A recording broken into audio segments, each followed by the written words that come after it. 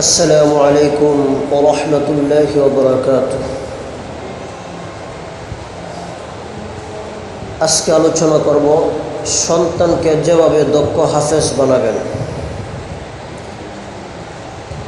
আল্লাহ কোরআনের হাফেজদের দুনিয়া ও আখিরাতে সম্মানিত করেছেন। এ সম্মানের অংশীদার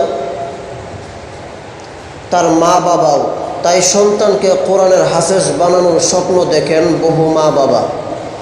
রাসূলুল্লাহ সাল্লাল্লাহু আলাইহি ওয়াসাল্লাম বলেন, যে ব্যক্তি কোরআন পাঠ করে এবং তা অনুযায়ী আমল করে, কিয়ামতের দিন তার মা বাবাকে একটি মুকুট পরানো হবে, যার আলো সূর্যের আলোর চেয়েও উজ্জ্বল হবে। ধরে নাও, যদি সূর্য তোমাদের ঘরে বিদ্যমান থাকে, তাহলে তার আলো কিরূপ হবে? তাহলে যে ব্যক্তি কোরআন অনুযায়ী আমল করে, তার ব্যাপারটি কেমন হবে? তোমরা ধারণা করো তো। দক্ষ হাফেজ বানাতে করণীয়। বিজ্ঞ আলেম ও হাফেজরা সন্তানকে দক্ষ হাফেজ বানাতে কয়েকটি পরামর্শ দিয়ে থাকেন। নাম্বার 1, গর্ভবতী মায়ের তেলাওয়াত।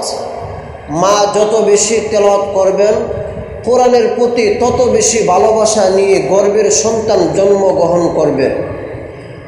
কোরআনে এমন ইঙ্গিতই পাওয়া যায়।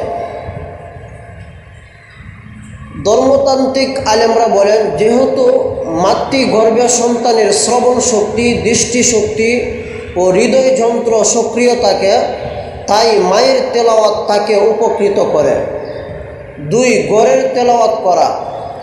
সন্তান জন্মগ্রহণের পর থেকে প্রাতিষ্ঠানিক শিক্ষা গ্রহণের আগ পর্যন্ত গড়ে তেলাওয়াত করা প্রয়োজন। কখনো কখনো নন্দিত কারি ও হাফেজদের তেলাওয়াতের রেকর্ড বাজালে শিশুরা কোরআনের প্রতি উদ্বুদ্ধ হবে।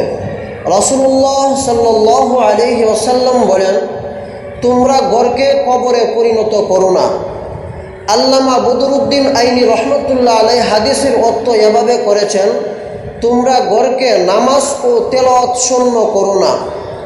3, মুখে মুখে শিক্ষাদান। শিশুর বয়স 8 মাস হওয়ার পর তারা যখন বিভিন্ন শব্দ শিখতে শুরু করে, তখন মা বাবা শিশুকে আল্লাহর নাম, কালিমা ও কোরআনের নির্বাচিত আয়াত সূরা শেখানোর চেষ্টা করবেন।